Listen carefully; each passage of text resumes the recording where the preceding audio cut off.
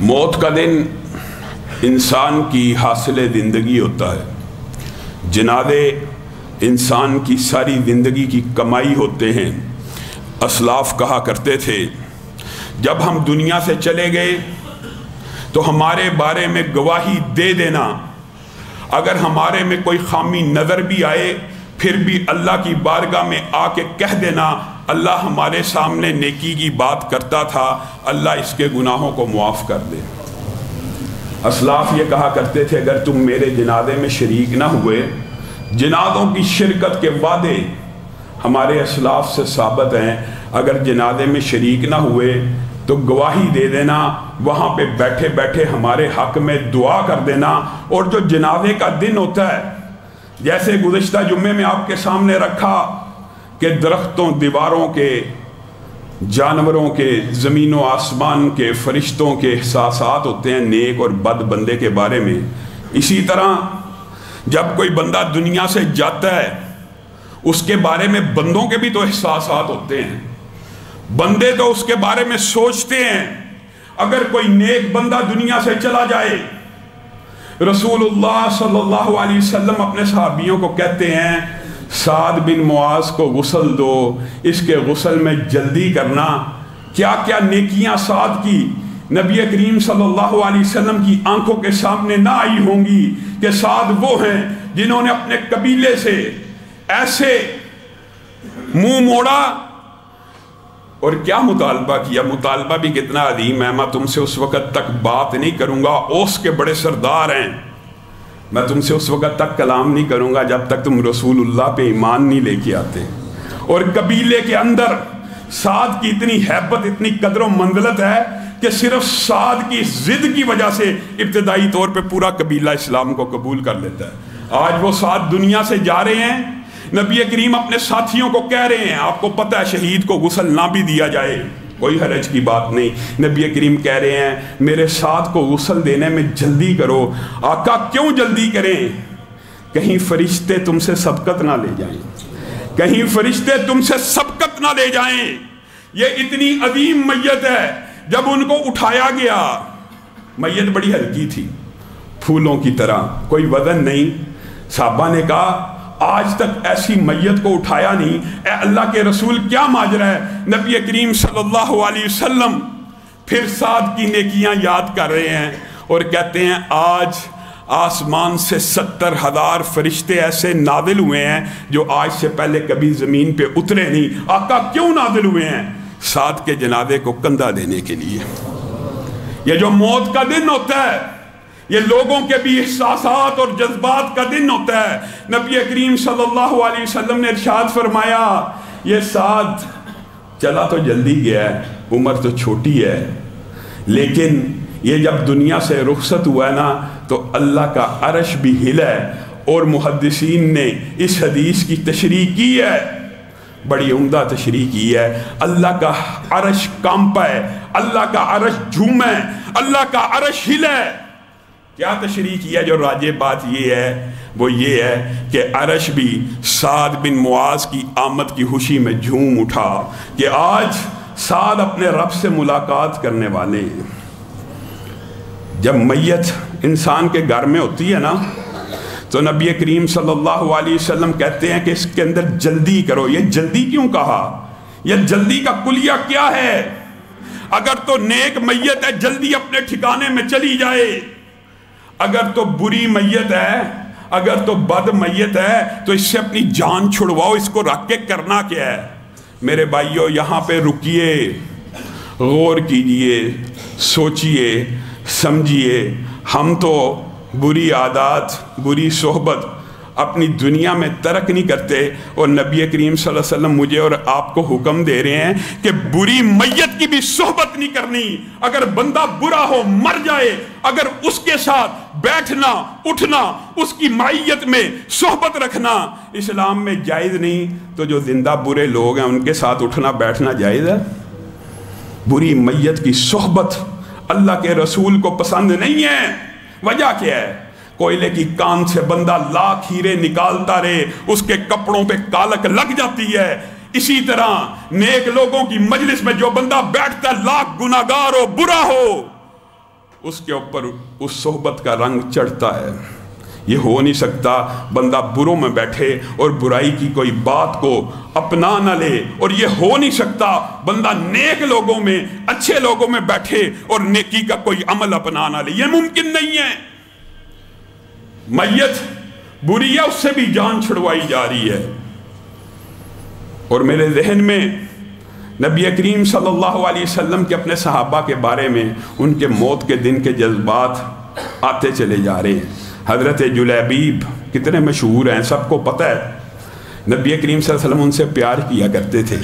قد چھوٹا تھا، بہت چھوٹا، جس کو بالعموم ہم مزاح کے طور پہ پاکستان کے اندر اس کے لیے تو ایک خاص لفظ استعمال کیا جاتا ہے، کوڈو کہہ دیتے ہیں، معاذ اللہ، ٹھگنا، گٹھا وغیرہ۔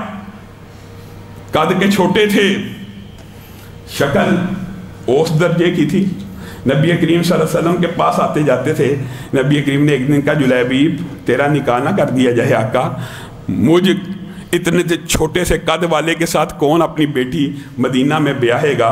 نبی کریم نے کہا فلاں انصاری کے گھر جاؤ، اس کو کہو نبی کریم صلی اللہ علیہ وسلم نے تیری بیٹی کا رشتہ مانگا۔ کس کے لیے؟ آقا میرے لیے۔ گئے، لمبا چوڑا واقعہ۔ والد اور والدہ نے مشورہ کیا، کہا اللہ کے رسول نے حکم دیا ہے یا مشورہ دیا ہے؟ کہا مشورہ دیا ہے، آپ سے مانگا ہے رشتہ، آپ کے اوپر زبردستی نہیں ہے۔ تو ماں باپ نے کہا پھر ہم رشتہ نہیں دیتے اس کو، یہ غریب سا پست قامت کا چھوٹے قد کا بچہ ہے۔ بچے سے مراد قد کے اعتبار سے یہ الفاظ، ہم نے اس کو رشتہ نہیں دینا۔ اندر سے بیٹی سن رہی ہے۔ کہا اللہ کے رسول کے فرمان کو ٹھکرا دیں گے؟ رسول اللہ نے رشتہ مانگا ہے، میں چاہتی ہوں میری ہاں کر دی جائے جس رشتے کے بارے میں رسول اللہ کا آرڈر آ جائے۔ پھر کسی مومن اور مومنہ عورت کو یہ اختیار نہیں ہے کہ اپنا فیصلہ چلائے، قربان جائیں اس بیٹی کے اوپر بھی۔ یہ جلیبیب، ان کا نکاح ہوا جس چیز کا ماں باپ کو خطرہ تھا کہ غریب ہے۔ صحیح سند کے ساتھ محدثین نے اس بات کو نقل کیا ہے کہ انصاریوں میں پھر اس سا امیر کوئی نہیں تھا۔ ایک جنگ کے اندر بہت سے کافر مارے گئے۔ نبی کریم صلی اللہ علیہ وسلم اپنے صحابہ کو یاد کر رہے ہیں، کسی کو پایا نہیں اللہ کے رسول، ساری میتیں اکٹھی کر لی، جی اللہ کے رسول کوئی مسلمان رہ تو نہیں گیا؟ نہیں اللہ کے رسول۔ نبی کریم صلی اللہ علیہ وسلم خود اٹھے، کہا رہتا ہے، میرا جلیبیب کہاں ہے؟ میرا جلیبیب کہاں ہے؟ اس کو ڈھونڈو۔ پھر دیکھا 7 کافر قتل کر کے، پاس ہی ان کی میت چھوٹا سا قد تھا، ان کے نیچے چھپی ہوئی ہے۔ ان کو اٹھایا۔ نبی کریم صلی اللہ علیہ وسلم کے دماغ میں پوری زندگی کا وہ قصہ تو ایک مرتبہ گزرا ہوگا نا، جا کے کہا ہاذا منی وانا منہ، ہاذا منی وانا منہ، ہاذا منی وانا منہ۔ اے اللہ تو گواہ رہنا، یہ مجھ سے ہے میں اس سے ہوں، یہ مجھ سے ہے میں اس سے ہوں۔ اور صحیح روایات کے اندر آتا ہے رسول اللہ صلی اللہ علیہ وسلم نے جلیبیب کے لیے کسی چارپائی کا انتظام نہ کیا۔ نبی کریم صلی اللہ علیہ وسلم کی دونوں بازویں ان کی چارپائی تھی، دونوں بازوؤں سے اٹھایا، خود اپنے ہاتھ سے قبر میں دفنایا۔ یہ جو موت کا دن ہوتا ہے، یہ لوگ اس میت کے بارے میں اچھے اور برے احساسات رکھتے ہیں۔ بڑے ظالم لوگ ایسے ہیں، اللہ کی قسم اگر آپ عورتوں بچیوں کی باتیں سن لیں میت والے دن، آپ کے رونگٹے کھڑے ہو جائیں۔ ایسے ایسے ظالم لوگ موجود ہوتے ہیں، ایسے ایسے بندہ کیا کہ بہنوں کو باپ کی جائیداد سے محروم کر دیا، بیٹیوں کو اپنی زندگی میں اپنے حصے سے محروم کر کے پوری جائیداد بیٹوں کے نام لگا دی۔ وہ جو گھروں میں جاتی ہیں نا، جب عورتیں تو آ کے بتاتی ہیں، ایک بڑے بڑے نیک لوگوں کی بیٹیاں کئی مرتبہ یہ تبصرہ کرتی ہیں میت کے اوپر، باپ ہمارا بڑا ظالم تھا، ساری جائیداد اور دولت تو بیٹوں کے نام کر گیا، اب ہم اپنے سسرال میں دھکے کھاتی پھرتی ہیں۔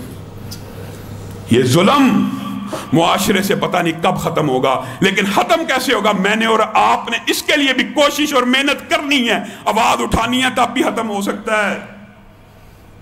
اسی طرح نبی کریم صلی اللہ علیہ وسلم کے ایک صحابی ہیں، ابو دحدہ، آپ نے نام تو سنا ہے، بڑے مشہور صحابی ہیں۔ نبی کریم صلی اللہ علیہ وسلم کے پاس ایک صحابی آئے، کہا میرا ہمسایہ ہے، اس کے پاس کھجور کا ایک تنا لگا ہوا ہے، اس سے کہیے مجھے دے دے۔